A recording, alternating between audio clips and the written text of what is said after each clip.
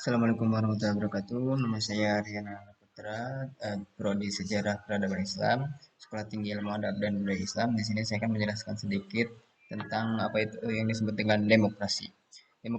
Konsep demokrasi sederhananya adalah menempatkan rakyat sebagai pemegang kekuasaan tertinggi. Jadi rakyat merupakan pemegang kekuasaan tertinggi dan diwakilkan oleh wakil presiden. Seperti itu.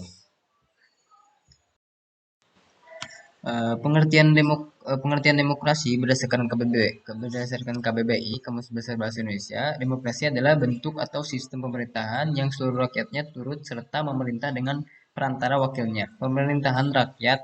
Kemudian demokrasi juga diartikan KBBI sebagai gagasan atau pandangan hidup yang mengutamakan persamaan hak dan kewajiban serta perlakuan yang sama bagi semua warga negara Indonesia. Seperti itu. Pada pengertian demokrasi menurut para ahli pun sangat beragam. Seperti menurut Abraham Lincoln mendefinisikan demokrasi sebagai pemerintahan dari rakyat, oleh rakyat, dan untuk rakyat. Seperti itu. Jadi semuanya untuk rakyat, hanya diwakilkan oleh presiden sebagai pemegang kekuasaan. Seperti itu. Dan ada juga menurut Sidney Hock mendefinisikan demokrasi sebagai bentuk pemerintahan di mana keputusan-keputusan pemerintah yang penting baik secara langsung atau tidak langsung didasarkan pada kesepakatan mayoritas yang diberikan secara bebas dari rakyat dewasa seperti itu. Jadi untuk rakyat sama hanya mempertegas untuk rakyat dari rakyat untuk rakyat dari rakyat oleh rakyat untuk rakyat seperti itu. Joseph Schumpeter kemudian mengartikan sebagai prosedur kelembagaan untuk mencapai keputusan politik yang di dalamnya para individu-individu memperoleh kekuasaan untuk membuat keputusan melalui perjuangan kompetitif dalam rangka memperoleh suara rakyat. Pengertian demokrasi menurut C.P. Strong adalah suatu sistem pemerintah di mana mayoritas anggota dewasa dari masyarakat politik ikut serta atas dasar sistem perwakilan yang menjamin bahwa pemerintahan akhirnya mempertanggungjawabkan tindakan-tindakan kepada mayoritas itu. Itu. Jadi masyarakat memilih satu presiden, satu orang pemimpin, dan untuk mencapai apa? Untuk mencapai cita-cita rakyat, untuk mencapai cita mayoritas tertentu, atau untuk mencapai cita-cita rakyat semuanya. Dan kalau misalkan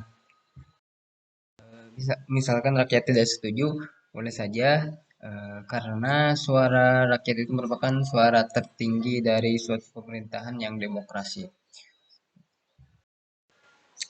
Eh, Menurut Koendiro Puerbo Pranoto dalam sistem pemerintahan demokrasi menjelaskan bahwa demokrasi adalah sistem yang mendorong rakyat untuk ikut berpartisipasi secara aktif dalam pemerintahan negara. Jadi masyarakat yang bersangkutan ikut dalam kepemerintahan, gitu, tapi dengan tidak secara langsung. Selanjutnya, Haris Soch dalam Supremasi Hukum dan Prinsip Demokrasi Indonesia menerangkan bahwa demokrasi adalah bentuk pemerintahan rakyat dan karenanya kekuasaan pemerintah melekat pada diri rakyat, diri orang banyak dan merupakan hak bagi rakyat atau orang banyak untuk mengatur, mempertahankan dan melindungi dirinya dari paksaan dan perkosaan orang lain atau badan yang diserahi untuk pemerintah. Gitu. Jadi hakikat demokrasi pada dasarnya adalah menempatkan rakyat sebagai pemegang kekuasa. Lebih lanjut, menurut Dwi Suliworo dan kawan-kawan dalam bahan ajar demokrasi menerangkan bahwa hakikat demokrasi meliputi tiga hal. Yang pertama, pemerintahan dari rakyat. Yang kedua, pemerintahan oleh rakyat. Yang ketiga, pemerintahan untuk rakyat. Dan yang ketiga terakhir, pemerintahan untuk rakyat. Jadi semuanya untuk rakyat, apapun yang dilakukan pemerintah itu semuanya untuk rakyat, untuk kebebasan rakyat dan untuk kenyamanan rakyat. Jadi kalau kita tidak ada yang puas, boleh berpendapat gitu, berpendapat dan mengajukan atau mana yang lebih tepat itu dari kita. Itu sekian dari saya, mudah-mudahan ada manfaatnya. Assalamualaikum warahmatullahi wabarakatuh.